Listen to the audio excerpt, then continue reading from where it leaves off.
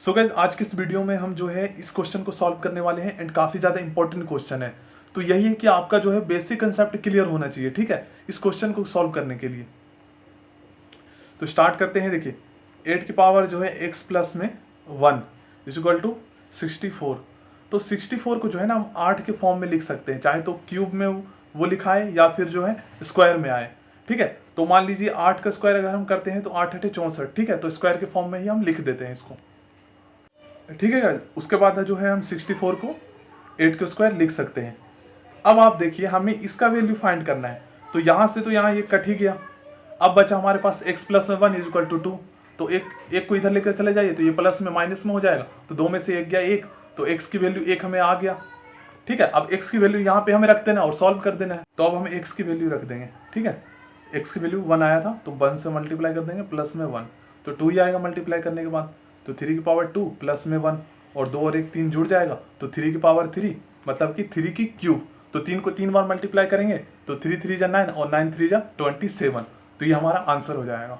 अब इस क्वेश्चन को करते हैं सॉल्व। तो एक चीज़ मैंने आपको बताया था, जब भी कोई संख्या दी रखी होती है अगर उसका आधार जो है ना सेम होता है तो उनके जो पावर्स होते हैं जब वो संख्या मल्टीप्लाई हो रखा होता है, ठीक है। इस सिचुएशन को आप जो है ध्यान रखिएगा।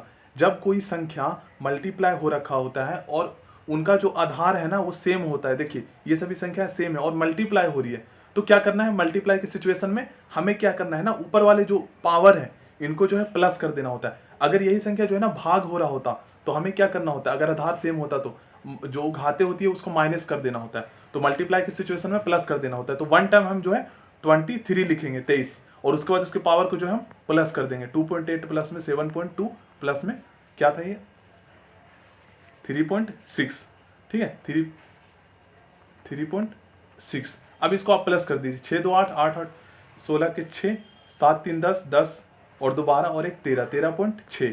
तो 23 की पावर जो है 13.6 आया। अब देखिए क्या करना है, 23 का पावर जो है 13.6 आया है। अब हम इसको गाइस जो है ना लिख लेंगे, 23 को बराबर का साइन देगा, ठीक है। अब ये जो क्वेश्चन मार्क है ना हम इसको x मान लेंगे।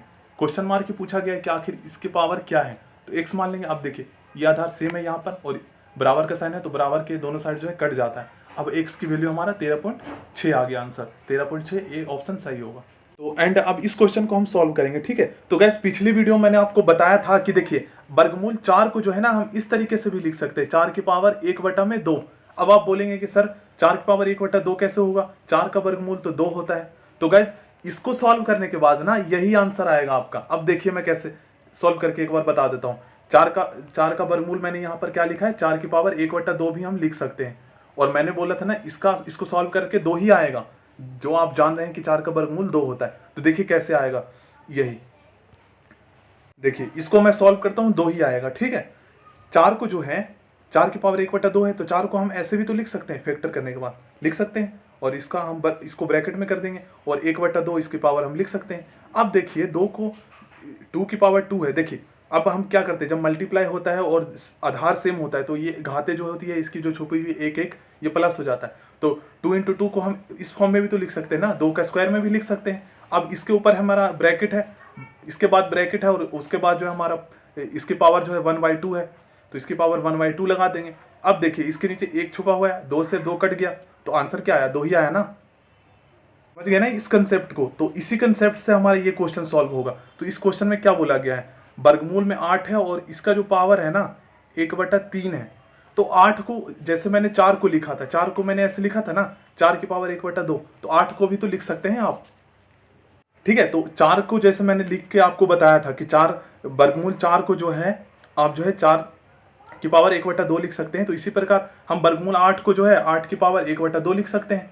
और फिर इसके बाद ब्रैकेट है तो ब्रैकेट का साइन लगा दीजिए। देन उसके बाद जो है इसकी पावर जो है 1/3 है, मतलब 1/3 है, तो फिर 1/3 लिख दीजिए। अब क्या होगा, इसकी जो ये घाते हैं ये आपस में मल्टीप्लाई हो जाएगा। अब देखिए इसके बाद जो है हम इसकी जो पावर है इसको मल्टीप्लाई कर देते हैं तो 8 की पावर 1/6 हो जाएगा, ठीक है। 8 की पावर 1/6 हो जाएगा। अब देखिए 8 को जो है ना हमें इस तरीके से थोड़ा और फैक्टर कर देना है, ठीक है। तो 8 को हम इस तरीके से भी तो लिख सकते हैं ना, 2 की पावर 3, 2 को 3 बार मल्टीप्लाई कीजिए, 2 दूनी 4 दूनी 8। अब उसके बाद हमारा जो ये घात है 1/6। अब क्या करना है, 3 के नीचे 1 छुपा हुआ है, 3 कम 3, 3 दूनी 6, ठीक है, तो 2 की पावर 1/2 आ गया। ठीक है, अब इसके बाद देखिए क्या करना है, 2 की पावर 1/2 आ गया। ठीक है, अब देखिए मैंने आपको बताया था कि वर्गमूल 4 हो या वर्गमूल 2 हो, इसको जो है ना आप इस तरीके से भी लिख सकते हैं। इसका वर्गमूल तो 2 होता है 4 का, ये तो आपको पता है, तो 4 की पावर 1/2 लिख सकते हैं। तो वैसे ही 2 की पावर 1/2 लिख सकते हैं। तो इसका मतलब यही हुआ ना, इसका मतलब यही हुआ, देखिए हुआ ना। तो इसका आंसर हमारा क्या आ जाएगा, देखिए वर्गमूल 2 आ जाएगा हमारा जो है, ये वाला था क्वेश्चन, तो वर्गमूल 2 ये सही है। अब नेक्स्ट क्वेश्चन करते हैं। तो अब जो है ना इस क्वेश्चन को सॉल्व करते हैं, और ऐसा क्वेश्चन मैंने पहले भी सॉल्व करवाया है, तो देखिए कितना जल्दी हम सॉल्व करेंगे इस क्वेश्चन को। ठीक है, इस क्वेश्चन को जो है ना मैं 2 तरीके से आपको सॉल्व करवाऊंगा। ठीक है, देखिए पहला तरीका तो ये है कि 64 को जो है ना 2 की फॉर्म में लिखना है। ठीक है, चाहे तो उसकी घात लगा दीजिए आप, तो 2 को जो है ना आप पहले फैक्टर कर लीजिए। देखिए 2 दूनी 4, 64 को 2 दूनी 4, 4 दूनी 8, 8 दूनी 16, 16 दूनी 32, 32 दूनी 64। इसका मतलब देखिए इसका आधार सेम है, 1 पावर 2, 3, 4, 5, 6, तो 2 की पावर 6 हो जाएगा। ठीक है, तो 64 को पावर में हमें लिखना है, घात में लिखना है, तो 2 की पावर 6 हो जाएगा। और यहाँ पर वर्गमूल में 2n है यहाँ पर। ठीक है, अब आपको क्या करना है, देखिए एक चीज मैंने आपको सिखाया था कि ये बराबर का साइन है, इस साइड वर्गमूल है, तो ये इधर जाके साइन जो है क्या होगा, स्क्वायर में हो जाएगा। तो वर्गमूल की अगर हम साइन हटा देंगे तो हमारा 2n यहाँ पे रह जाएगा, और हमारा 2 की पावर 6 था, तो यहाँ पर जो वर्गमूल हमारा हटा तो इधर जाके स्क्वायर में हो गया, स्क्वायर में हो गया, तो इसके ऊपर पावर आ गया। ठीक है, इससे ये मल्टीप्लाई हो जाएगा, तो 6 दूनी 12। ठीक है, तो 2 की पावर n इक्वल टू 2 की पावर 6 दूनी यहाँ पर 12 हो गया। अब हम इसको इससे काट देंगे, n की वैल्यू हमारा 12 आ गया। और दूसरा तरीका देखिए, दूसरा तरीका गाइस अभी जो क्वेश्चन करवाया था ना वैसे ही होगा। देखिए दूसरा तरीका ये है कि वर्गमूल 2n को हम किस तरीके से लिख सकते हैं, जैसे वर्गमूल 4 को मैंने सिखाया था, 4 की पावर 1/2 लिख सकते हैं। तो इसी प्रकार जो है ना हमें वर्गमूल 2n को ऐसे ही लिख लेना है, तो 2n जो है ना, अब इसकी पावर 1/2 लिख सकते हैं। ठीक है, ऐसे ही अब यहाँ पर जो है ना ये ऊपर में ऐसे लिखना है। ठीक है, 2n और यहाँ पर जो है इसकी पावर 1/2। ठीक है, ये ऊपर में है n, इसके नीचे भी 1 छुपा हुआ है, इसको याद रखिएगा। और ये मल्टीप्लाई हो रहा है, और 2 की पावर कितना आया था हमारा, 6 आया था। अब देखिए आपको क्या करना है, यहाँ पर इसको इससे मल्टीप्लाई कर दीजिए, तो n/2 हो गया हमारा। ठीक है, n/2 हम लिख सकते हैं। अब हमारा यहाँ पे क्या बचा, 2 की पावर 6। अब आपको क्या करना है गाइस, देखिए इसको इससे काट दीजिए, बराबर की इक्वल कट गया। अब हम क्या करेंगे, देखिए बताता हूँ मैं। हमारे पास अब क्या बचा, 2 से 2 कटने के बाद हमारा n/2 बचा, और उसकी पावर जो था वो 6 बचा। अब इसके नीचे 1 छुपा हुआ है, अब क्रॉस मल्टीप्लाई कर दीजिए, तो n की पावर 6 दूनी 12 हो गया ना।